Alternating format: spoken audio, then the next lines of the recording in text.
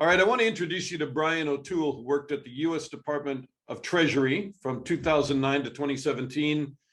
He was a senior advisor to the director of the Office of Foreign Assets Control, which means he helped manage the implementation of all financial sanctions programs.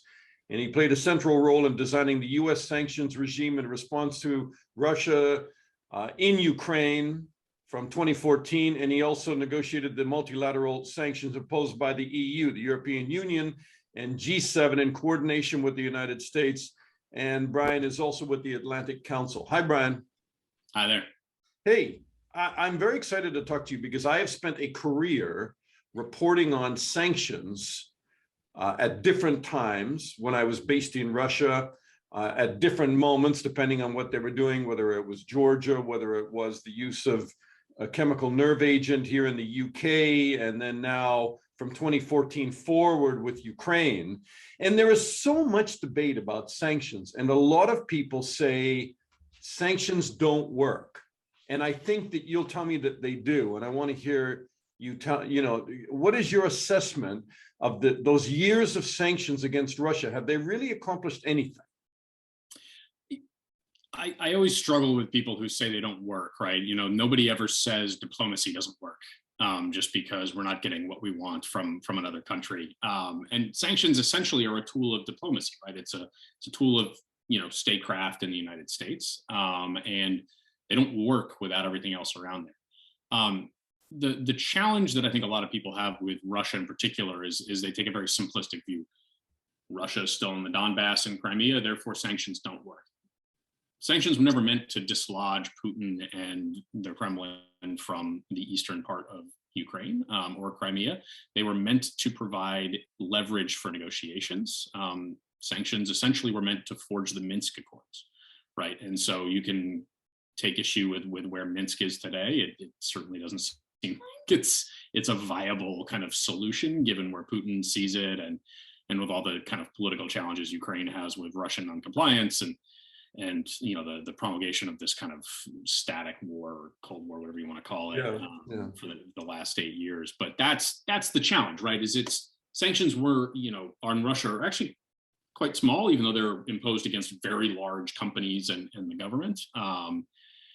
And so, you can't expect that they're going to do the work of the entirety of what a diplomatic approach ought to be. All right, but now that seems like it changed with this meeting with President Biden and President Putin, because rather than talk about putting American troops on the ground in Ukraine, for instance, these sanctions are supposedly the nuclear sanctions, and they are meant to dissuade Putin from further invading Ukraine.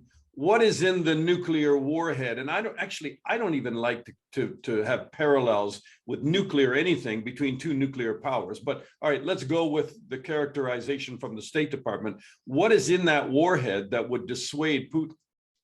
Yeah, so big banking sanctions, I think, are the next thing on the table.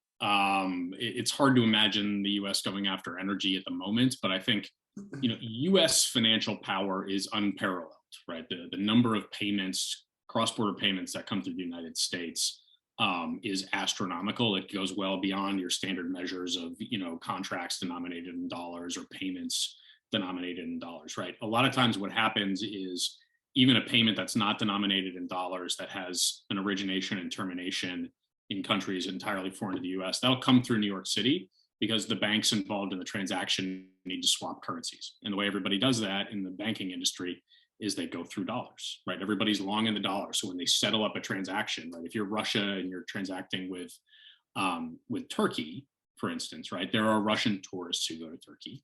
So there is some demand for the Turkish lira in Russia, but it's not like there's much. And so if you have a large contract to export gas to Turkey, for instance, those payments will go through the dollar, even if you don't denominate any part of the transaction in dollars. These are the SWIFT payments.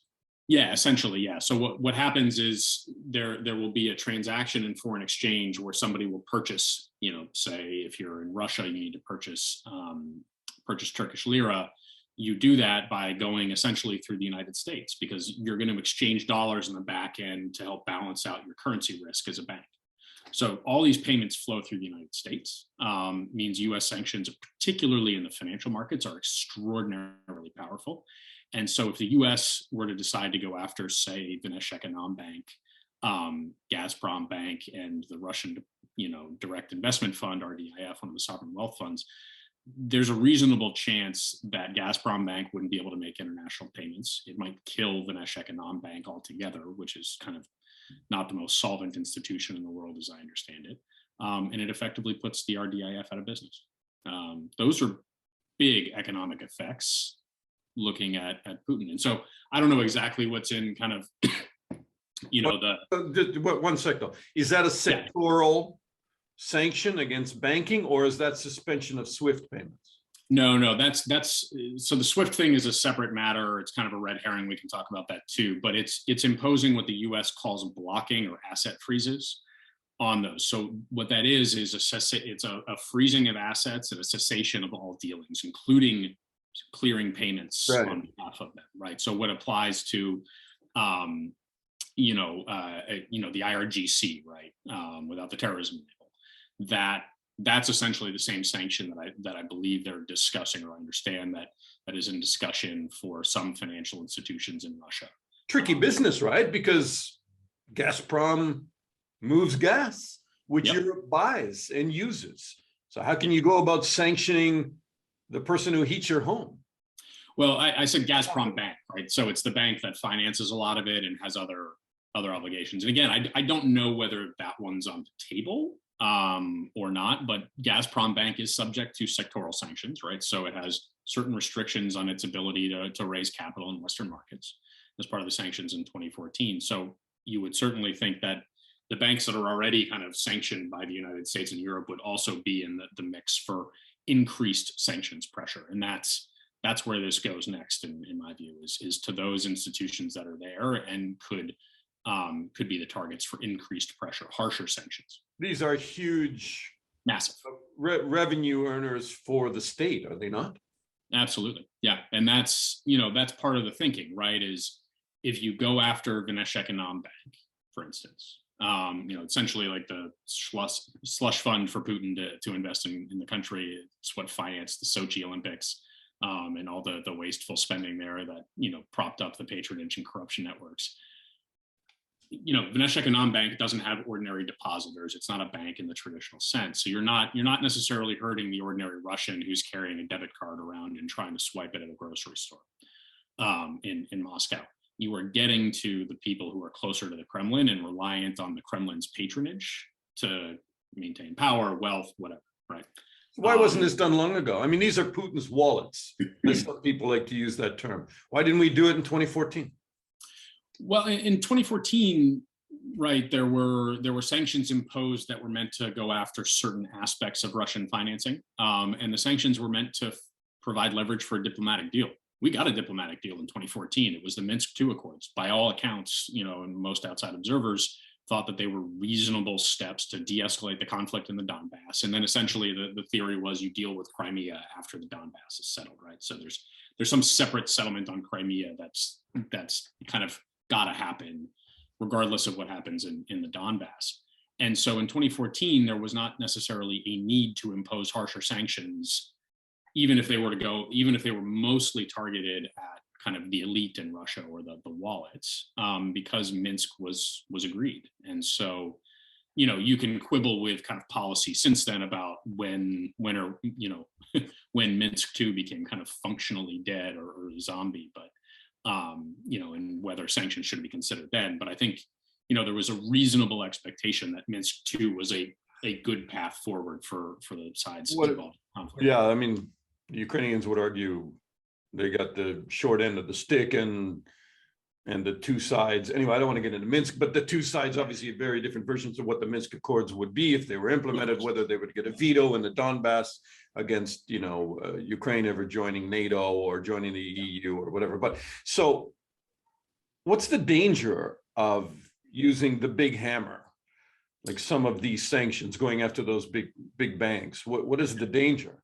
Gazprom Bank is your danger, right? So Gazprom Bank finances a lot of the energy exports from Russia, and finances projects. So there's that piece of it, right? You could interrupt energy markets at a time when Europe has low storage.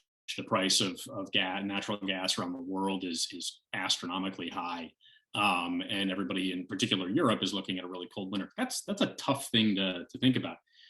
The other thing too is these banks all have tentacles that people don't ever realize. Gazprom Bank is the custodian for American depository receipts of Russian companies. And if you're not familiar with financial markets, what that is every Russian company essentially that trades its stock in the U.S. market, whether that's the NASDAQ, whether that's and there are many. Yeah, Gazprom Bank essentially is the intermediary for all of that in Russia.